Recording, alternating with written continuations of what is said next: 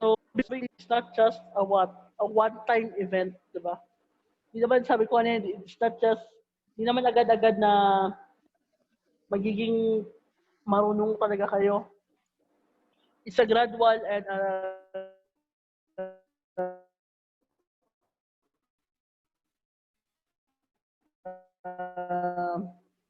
very sure.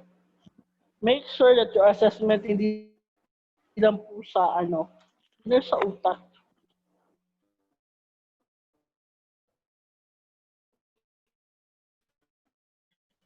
Hindi lang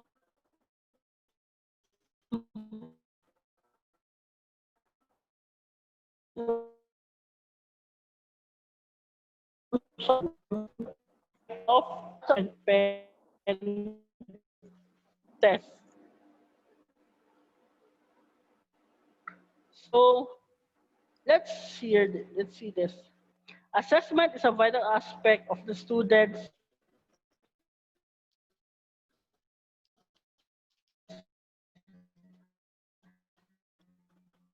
learning.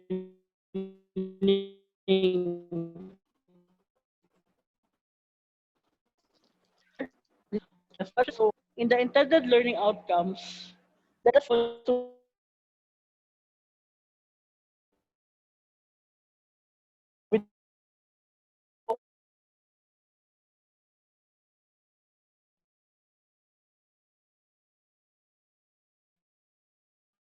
so eto siya.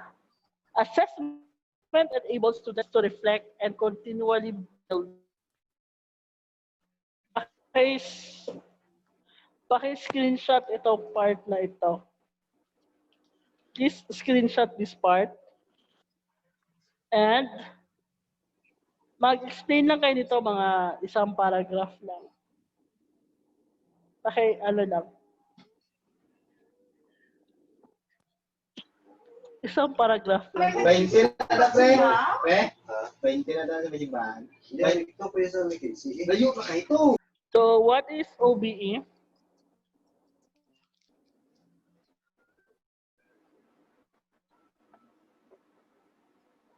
OBE requires teachers to define clearly that the learning targets, competency, performances expected to the students.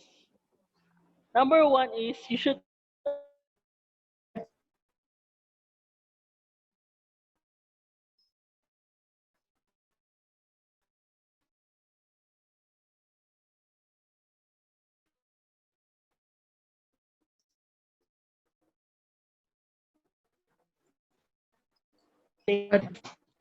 so let's ano dito.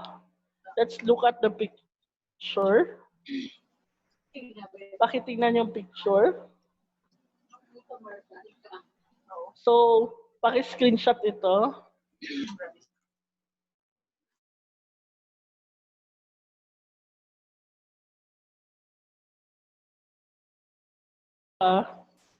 And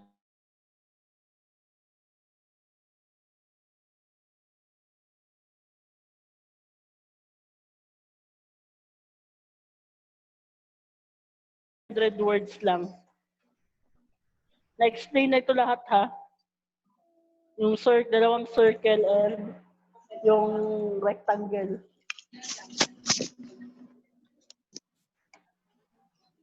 In 300 words.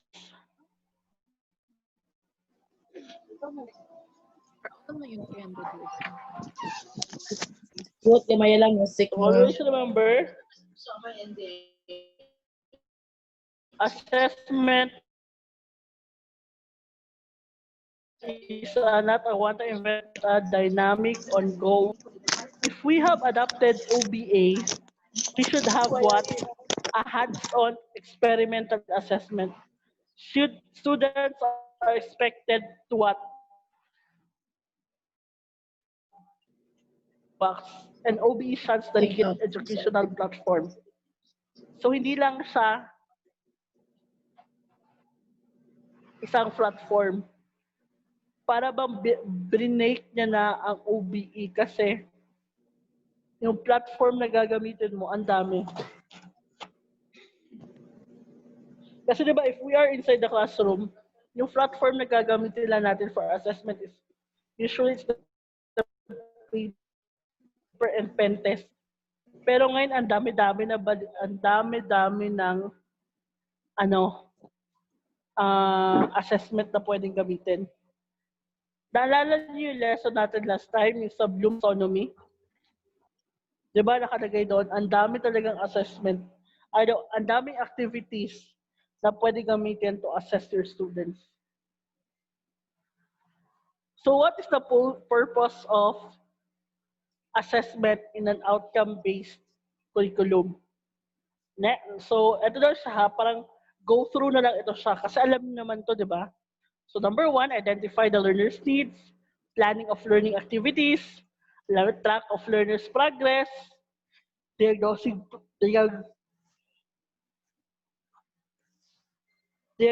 problems, helping learners improve their work, adjust the focus and phase,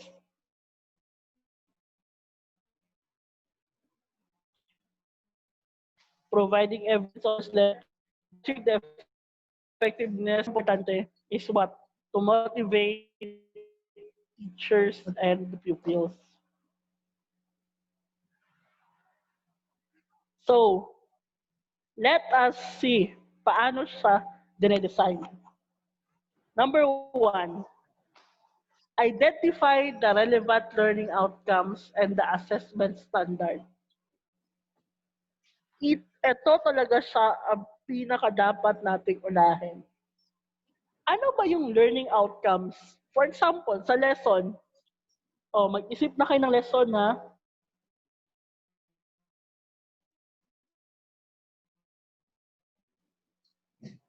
Sa inyo, ano ba kayo?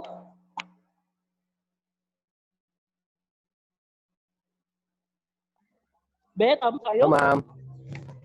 Thumbs up, be? Aw.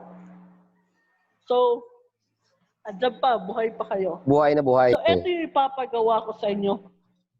Magde-design kayo ng isang assessment. Pero,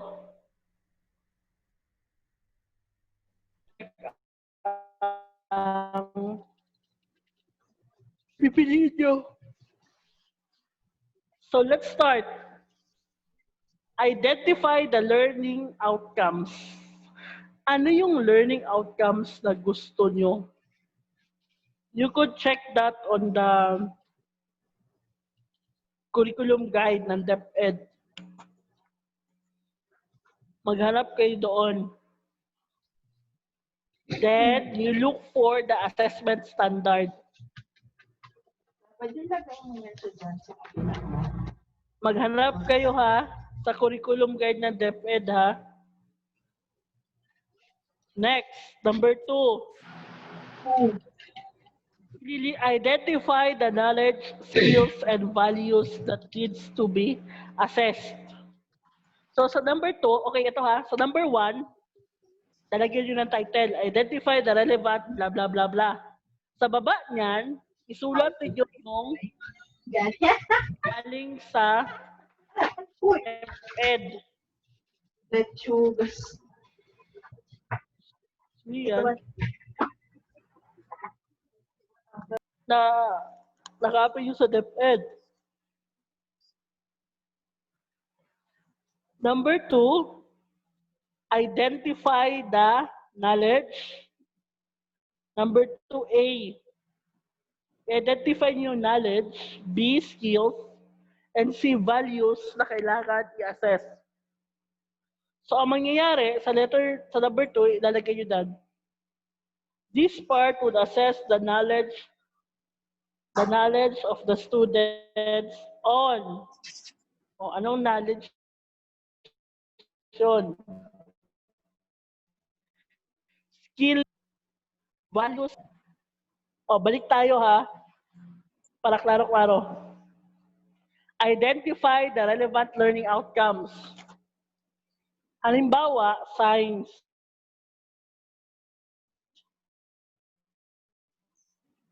second ko is identify. So, ang gagamit ko.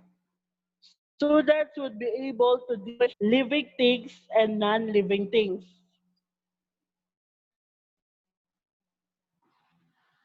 Kuha nyo? Ang assessment standard, yun pa rin. Students would be able to determine the living things and the non-living things. Number 2, identify the knowledge. Knowledge is what are the characteristics of a living things and a non-living things.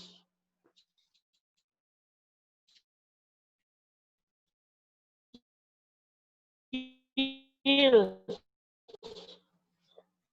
discriminatory or critical thinking in identifying living things and non-living things. Value, how to take care of living things and how to how to prolong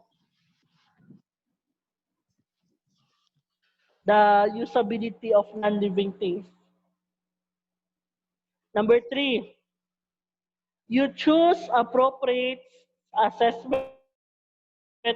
Paano mo i-assess ang skills ng bata? Anong gagamitin mong platform? Number 3, letter A. Maghahanap kayo ng assessment strategy. Paano nyo ma-assess ang skills? Number 3, letter B. Maghahanap naman kayo ng platform.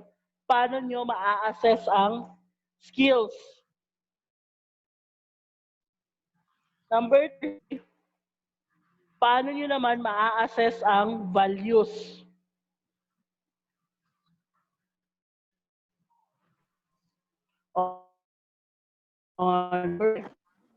Accommodate learners at different levels. Halimbawa, gagawa kayo ng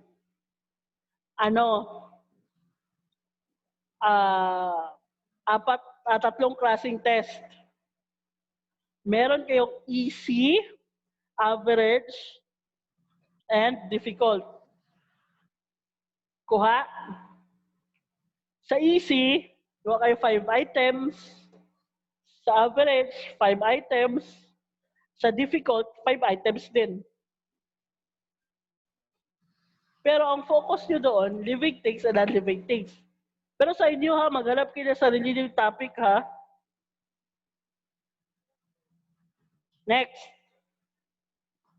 Make sure that students understand the criteria in which they will be assessed. Sa number 5, maghahanap kayo ng rubrics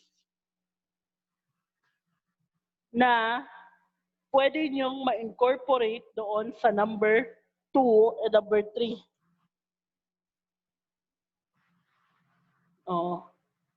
Maghanap kayo niya na. So next, assessment guiding principle.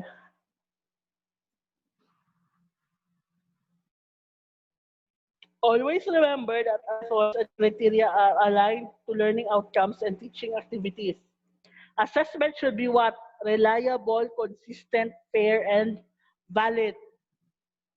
It should be what? Approach holistically. The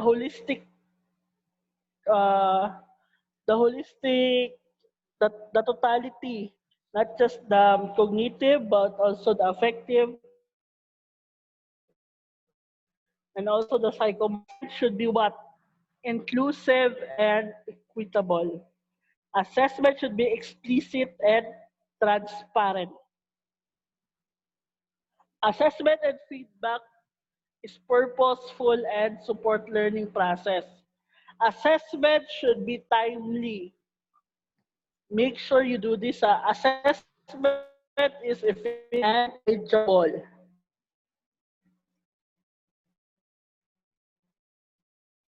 Students are supported. Dapat nire-ready niyo for assessment. Assessment should encourage academic integrity. You should not make assessment. Ito lang talaga siya palagi sinasabi ko. Huwag kang magbigay ng mga test na hindi mo naman ni-lesson sa estudyante. Tama man? Ba't ka magbibigay ng assessment sa mga bagay na hindi mo naman tinuro? Mahirap yan. Because there will be no academic integrity if you would be giving assessment. Nagturo ka ng chapter 1, in-assess mo chapter 5. Where's the academic integrity in that? Man? Next, we should assess learning. So, this is the time that we would be having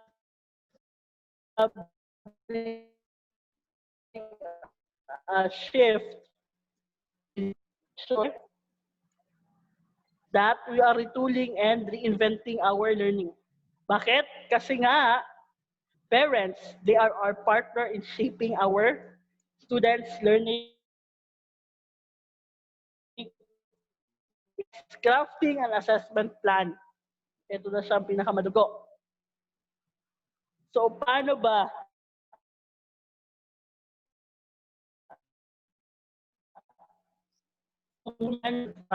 tatakil natin mamaya.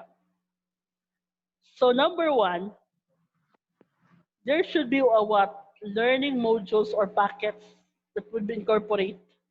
Then we would collapse them. Then we will have the competency, performance standard, and life skills. Designing an assessment plan includes making decision to give formative assessment. I-break down natin siya ha. Hindi na. So,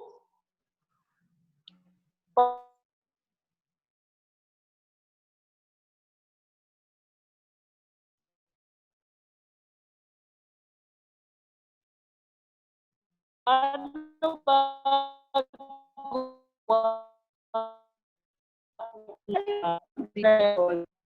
you make pieces, one individual and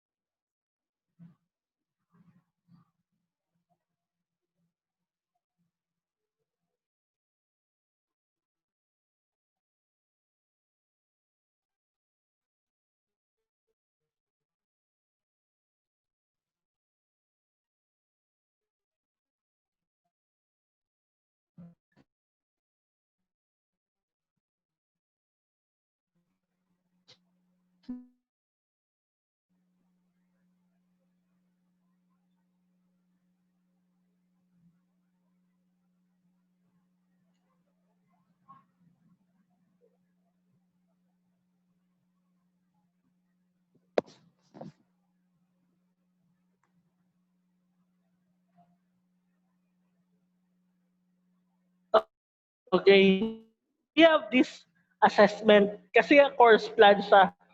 Hindi pwede na yung assessment mo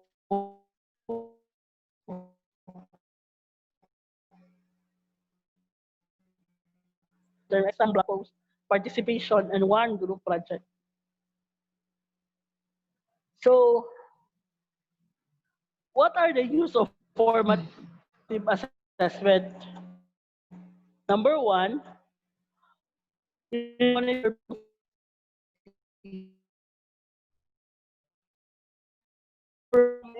as teacher and adjust the teaching method for the student to improve their learning. So, formative assessment allows students to form themselves, correct their errors, and make them independent learners. Bilang. So let's do this. There are formative assessment examples. 3 summarize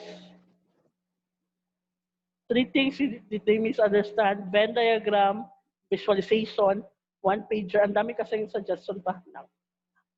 Why do we make assessment plan? So bakit tayo gumagawa ng assessment plan? This is one of the reasons. Assessment plan turns everyone heads in the same direction. Kasi at least alam natin kung ano yung pupunta natin sa dulo. Kung ano ba, meron tayong finish line or goal. So, eto na siya ang mga problema. Identify major issues to decision making for future changes and initiative. Dapat you're open for change kasi from time to time, may mga issues ka na ma-encounter during your assessment. Help you stop doing things which are costly and ineffective. From time to time, meron din kasing mga teachers na nagpro-provide ng assessment na wala din siya yung pulos. That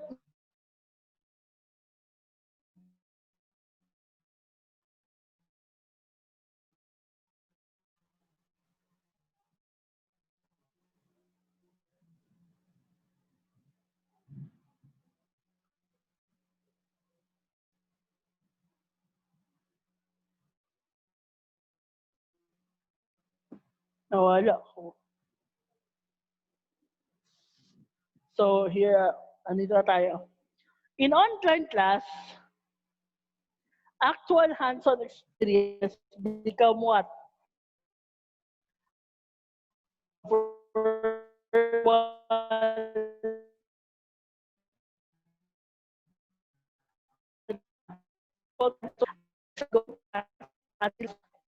Ang hands-on, pero yung facing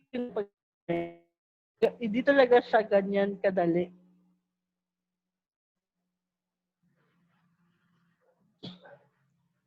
So here are the suggestions. How do you make calculus interesting?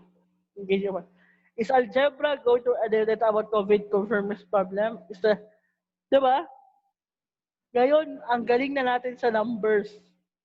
Kasi nga, we have the COVID-19. Ang daming news report. Ito na, number of ganyan na. Parang ang galing na, parang data analysis. We are very good in data analysis as of today. Kasi nga, daming statistics na lumalabas. So please remember what the learner becomes and understand. It is what we call the outcome-based assessment. So for this part, please read this part. Create a climate of trust in your students' potentials. I will give 1 minute.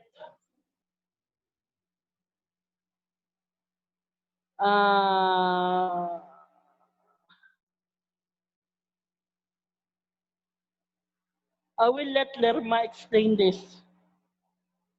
Lerma.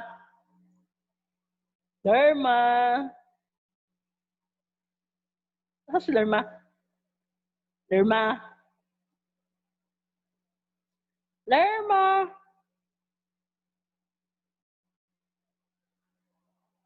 Nangawala akong Suzante.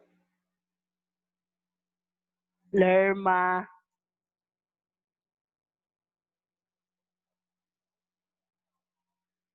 Let's start with Miss Magbano.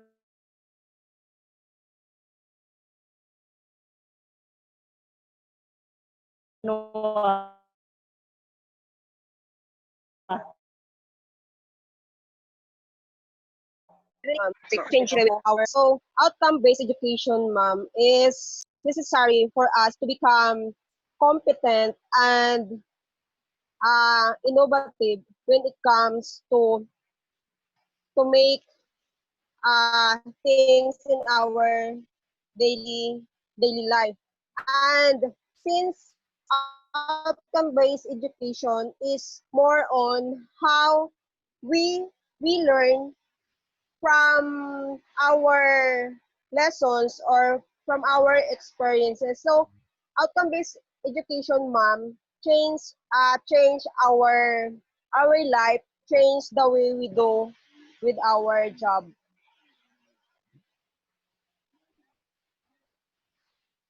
So number one, by create a climate of trust in your, paano ba to? Create a Yun climate nga, of trust. create a Sorry. climate Okay, when we say in your students' potential. create a climate of trust in your students' potential, nowadays we are in a normal, which is the student is studying at their home. So to gain their trust, you can use online application like this one, Zoom. You can communicate. You can still communicate with them through online. You can gain the trust by giving them some activities and explaining them also through online. Additional, Miss Ugan. Create a climate of trust in your student potential. Ito po yung ma'am, pagtitiwala mo na since we are engaging a new normal way of teaching and learning, yung student po natin is mag-trust, bigyan po natin sila ng tiwala na matatapos po nila yung yung specific na mga task na binibigay. Like for example, ngayon yung activity po, ito din po yung pinaka-importante is yung may trust yung both both parties, student and the teacher. Okay, very well said. So next, ito siya. Failing is a fact of life. Teach students not to give up. Alonso. Paki-explain ito, Alonso. Alonso, wala kay audio. Okay na ma'am, mabatian na ma'am. Okay na ma'am, mabatian. Oh. Failing is a fact of life. Oh. Teach the students not to give up.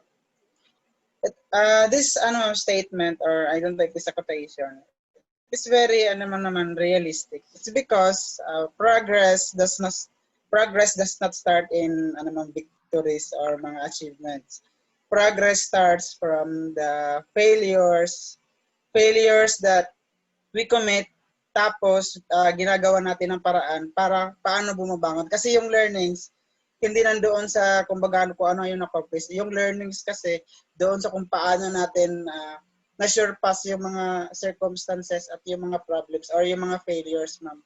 So dapat yun yung itinuturo natin sa mga students for them to have the perseverance and not giving up when times of failures or time na down sila. So they must learn, or we must encourage them that giving up is not an option, ma'am.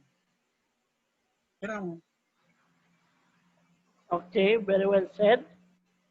Next.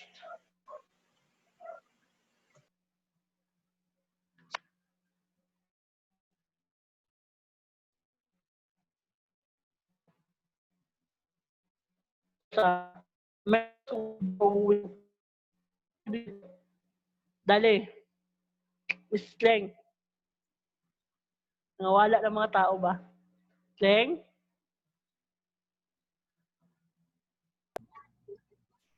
Hello? What do you mean by this,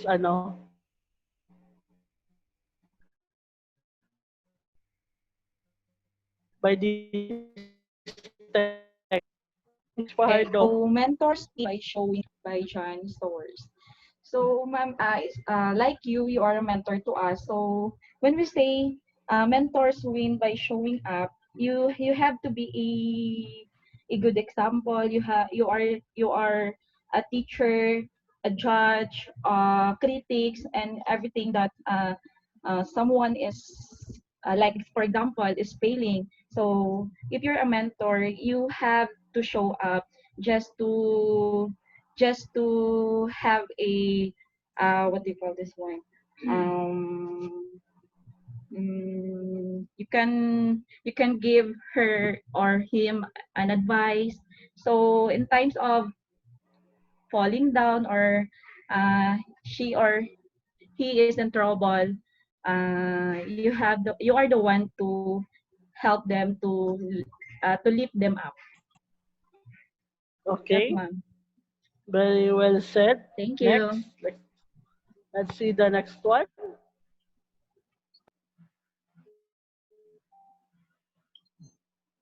Ano ito? Assess. Let's try.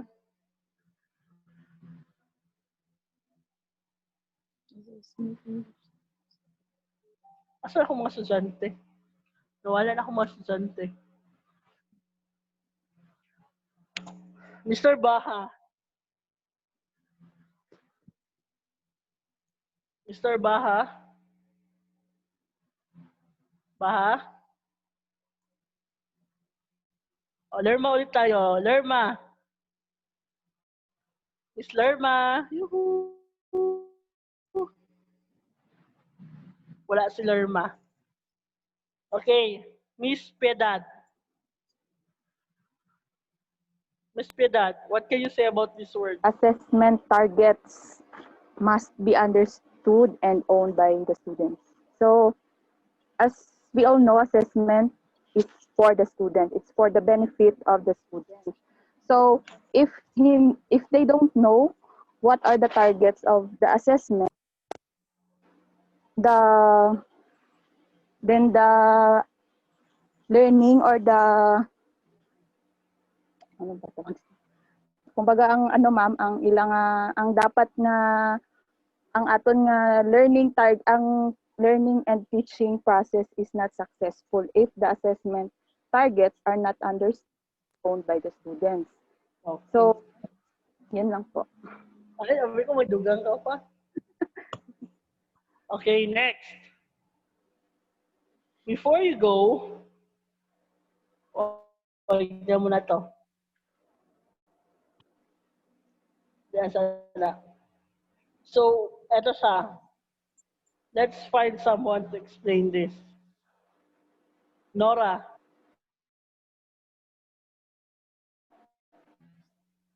Yes, ma'am. No, please explain this one. This one, ma'am, is the formative assessment, ma'am.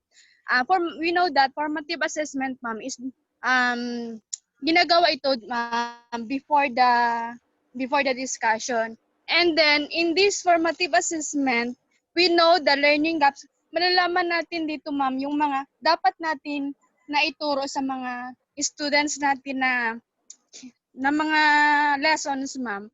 And then kung saan sila nahihirapan. That's all, ma'am. Okay. So sabi nga ni Nora, so these are the what, it helps us identify the what, the misconceptions, the struggles, learning gaps. And in such a way, we will be closing that gaps. Kasi nga na-identify natin during formative assessment. Next.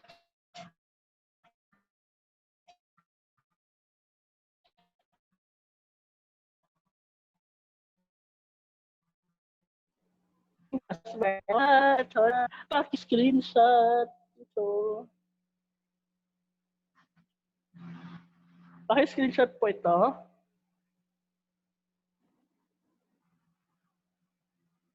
Tapos na? Opo. So, paki-screenshot din ito.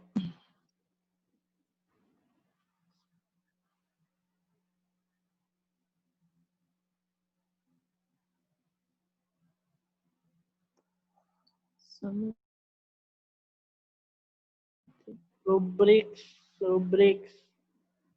Alam na to. Final thoughts. Alam na to. So, always remember that technology is just a tool in terms of working to get kids working together, and the teacher is the most important. Laging tandaan, technology is just a tool. Pag ang teacher talaga hindi marunong mag-deliver, kahit gaano kaganda yung setup, wala gihapon ang siya pulos. Please remember this. I facilitate thinking, I engage mind, I listen to questions, I encourage risk, I support struggle, I cultivate dreams, I learn every day, I teach. Sana nga, ito yung motivation natin, di ba? So, question and answer. Meron ba kayong question and answer? So, these are some online tools na libre ito, guys, ha. When you're in the future na matuturo kayo, so we have the biomanbio.com, we have the Go Lab, and we have the very popular Kahoot. Ang Kahoot kasi maganda talaga ito sa explore nyo to pag may time kayo. Then we have the abcmouse.com. Try nyo rin ito. Ma'am, you have a account in every yung mga site na sinasabi mo. Oo. Ay, okay. Movie clips. Pero maganda yung Kahoot. So remember, I change the world one day at a time. You